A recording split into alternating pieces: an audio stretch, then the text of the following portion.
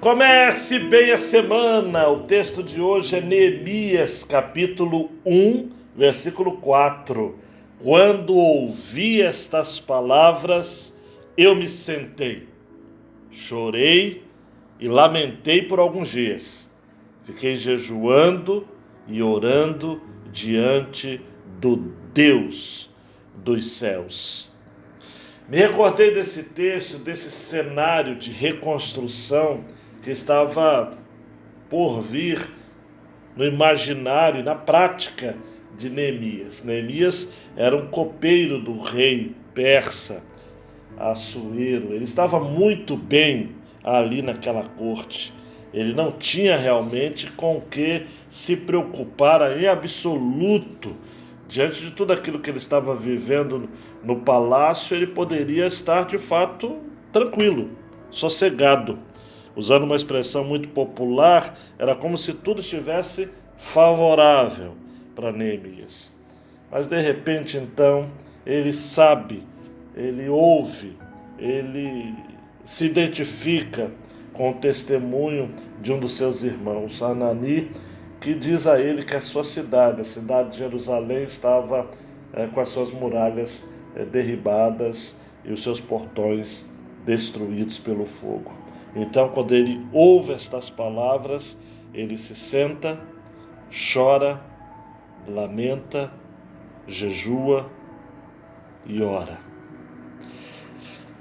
Você está ciente daquilo que está acontecendo no estado do Rio Grande do Sul?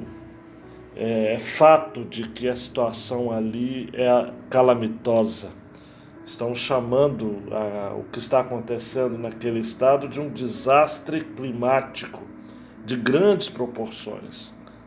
As autoridades e jornalistas, elas vivem repetindo os termos: olha, o cenário é de guerra. E quando a gente vê cenário de guerra, a gente pensa na Ucrânia, por exemplo. Recentemente, um castelo numa região da Ucrânia, que é até apelidado de castelo de Harry Potter, devido à sua exuberância, foi alvo de um ataque russo. Sem contar nas populações civis que estão sofrendo nesta guerra descomunal. No Oriente Médio, a faixa de Gaza, por exemplo, se eles tiverem todos os recursos necessários para a reconstrução, com esses recursos eles vão demorar 15 anos para reconstruir aquela região. Eu fico olhando para todos esses cenários e eu fico pensando se nós temos realmente essa atitude de Neemias: sentar, chorar, lamentar, jejuar e orar. Se nós não estamos assim tão distantes, né, quase que anestesiados, né, pela dor do outro, né, sem fazer qualquer juízo de valor. Se a gente tem 1,5 milhão de pessoas no show da Madonna no Rio de Janeiro, nesse contexto que um estado da nossa federação está passando, alguma coisa está errada, não é? Eu acho que a gente não pode ter vida normal. Nossas igrejas, por exemplo, estão mobilizadas em levantar recursos. Inclusive você que está ouvindo este Comece Bem a Semana, a nossa igreja tem um canal direto com uma igreja filha que temos na cidade de Taquara, no Rio Grande do Sul, ali próximo à Serra Gaúcha.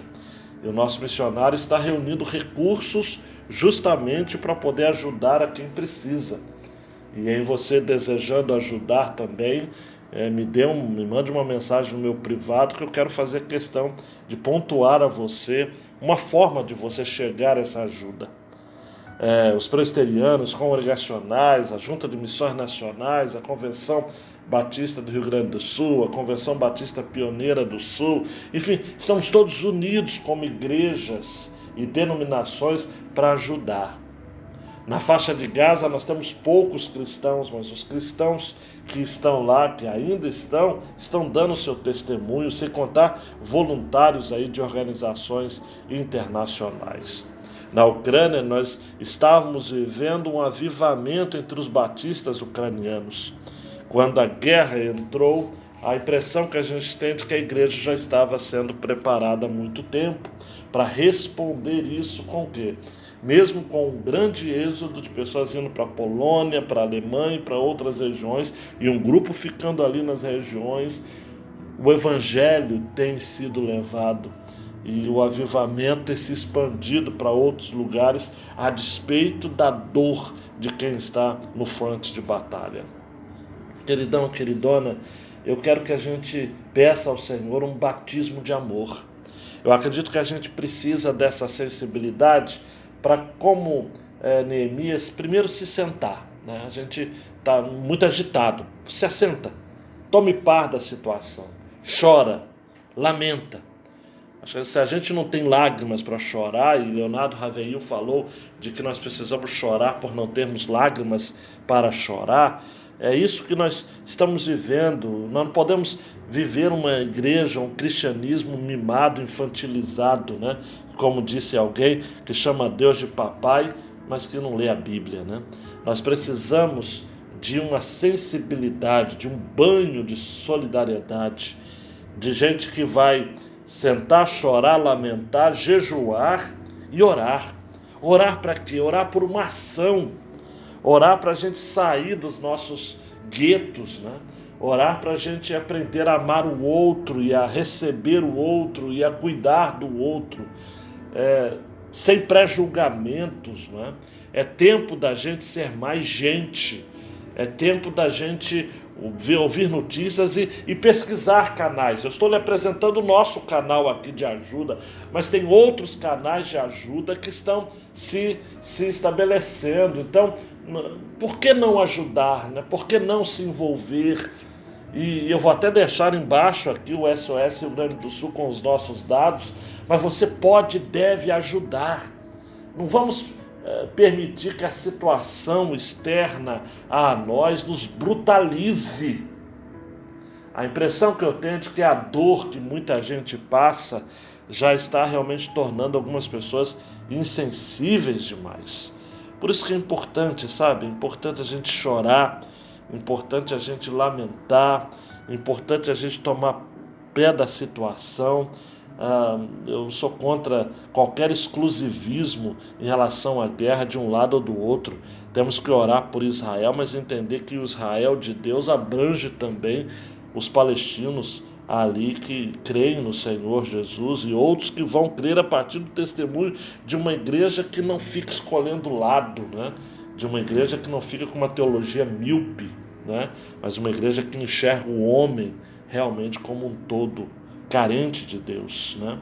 Deus, ele amou o mundo, como diz João 3,16. Por isso que nessa semana você se sensibilize. Eu sei que os recursos são poucos, eu sei que também a nossa oração muitas vezes ela é enviesada por questões extremamente pessoais, mas pare, se assenta, chore, lamenta, jejue e ore a Deus por aqueles que estão precisando. Comece bem a semana com Jesus!